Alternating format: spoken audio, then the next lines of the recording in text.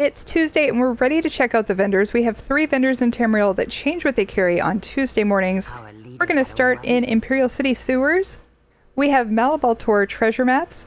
Malabaltor gives us Salvation, Spinner's Garments, and Thunderbug's Carapace, as well as a chance for the leads for Ancestral High Elf gloves and swords motifs, but I don't think it's worth 6,000 Telvar. I think you should just get it from traders for a couple hundred gold if you need it. Next up, we have our leads. We have Darkheart Armor Glaze, which is part of Rakat's Void Mantle Mythic. This particular lead drops out from the Northern Elsewhere World Boss Nightmare Plateau. I don't think that one's super difficult. There's probably not a ton of people farming it right now, though, so if you need it, it's 25,000 Telvar. Next, we have Shadowy Creatia Stitching. This is part of the Shadow Queen's Cowl Mythic, and this one drops from the Westweald Delve Haldane Lumber Camp. My first one here wasn't too bad. The ones since then have been slow to drop. If you're somebody that likes to be a completionist and you want to get codex, it's not required. You can, of course, recreate mythics. But if you are a completionist, this one's not a bad one, I think, for your second or third leads.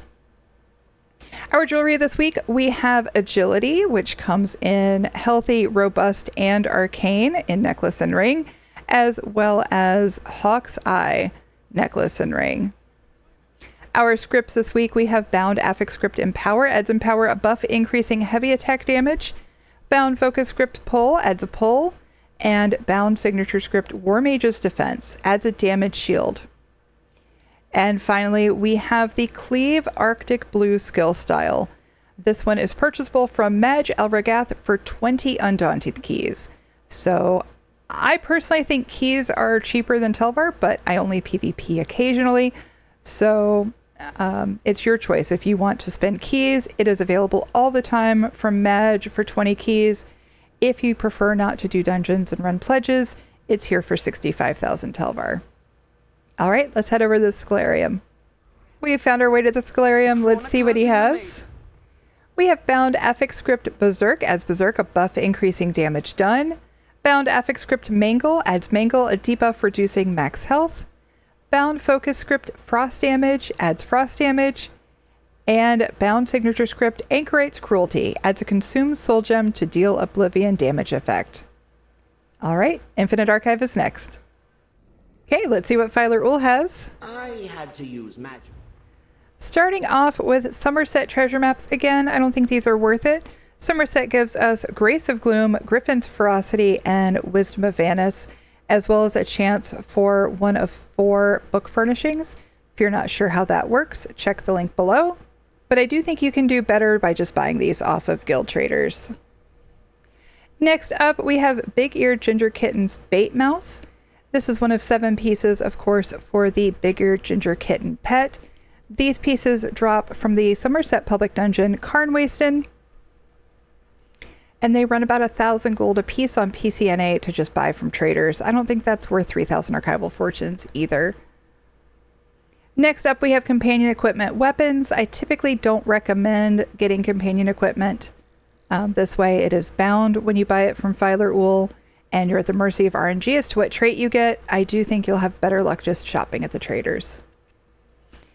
Our first plan this week is Diagram Dwarven Corner Bench Ornate Polished. This runs 200 to 435,000 gold on PCNA.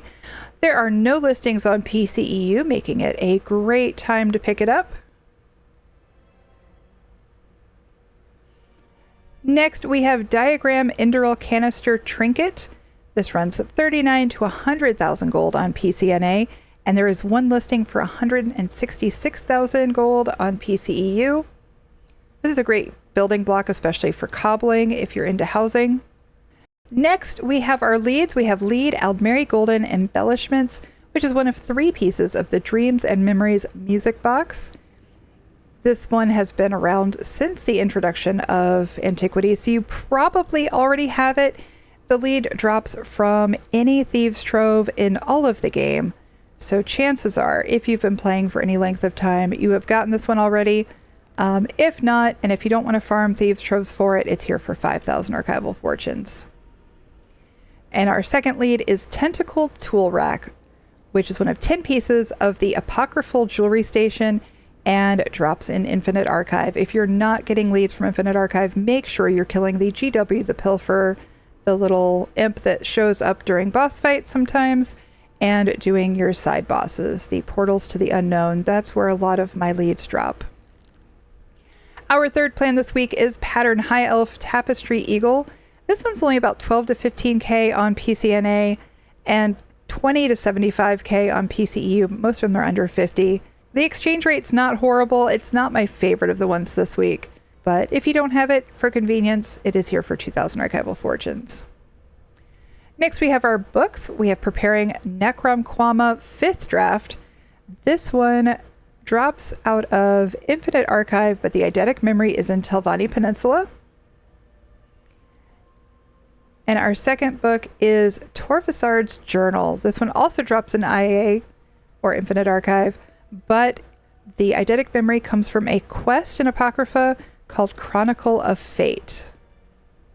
Remember, you need to have learned the book by reading it out in the wild with the character you're trying to buy it with or trying to get it to drop with before you can get it. So I do have an article about that if you're curious. Alrighty, our scripts. We have Bound Affix Script Cowardice, adds Cowardice a debuff reducing weapon and spell damage. Bound Affix Script Lifesteal, adds Lifesteal a debuff granting healing to attackers. Bound Focus Script Restore Resources, adds Resource Restoration. And Bound Signature Script Immobilizing Strike, adds an immobilization effect. Our style page this week is Chokethorn Shoulder. I didn't realize till today just how tiny that is. It kind of disappears in a lot of outfits. But if you're a completionist and you want it, it's here for 15,000 Archival Fortunes, or when the mask style page drops, you can snag it for keys from the Undaunted Vendor, which is my preferred way to get shoulders. I always recommend getting the style page masks, but I usually don't recommend the shoulders. Unless you just don't keep up with when they drop, and in which case this might be your better option. Next up, we have Disgusting Spoils. Consume 25 Disgusting Spoils to unlock the Scheming Skeever's achievement and the Malographic Skeever pet. At 3,000 Archival Fortunes apiece, that makes this a very expensive pet, and these fragments are guaranteed to drop from your dailies and will often drop throughout Infinite Archive. So personally, I would just wait. The pet is, I believe, the second set of fragments that drop. They are curated and they drop in order. And our last item is Geomancer's Druid Deck Fragment. This is one of 5 pieces of the Druid King deck for Tales of Tribute. This one is found occasionally after sealing volcanic vents on Galen. 3,000 Archival Fortunes. I don't feel like any of these deck fragments are particularly difficult to get, but it's here if you need it. All right, let's run some Infinite Archive and see what new gear started dropping today. We just finished a couple arcs of Infinite Archive, and this week we have gear dropping from Addon, which includes Armor of the Veiled Heritance, Queen's Elegance, and Twin Sisters, as well as from Somerset, which includes Grace of Gloom, Griffin's Ferocity, and Wisdom of Vanus. Just a quick reminder, none of those break down into Kalanda Lacquer, which is the furnishing material needed for Somerset furnishings. That's not a great benefit, but if you need sticker book for either Addon or Somerset, this is a great week for you. That's going to do it for this week. We'll see you in the next one.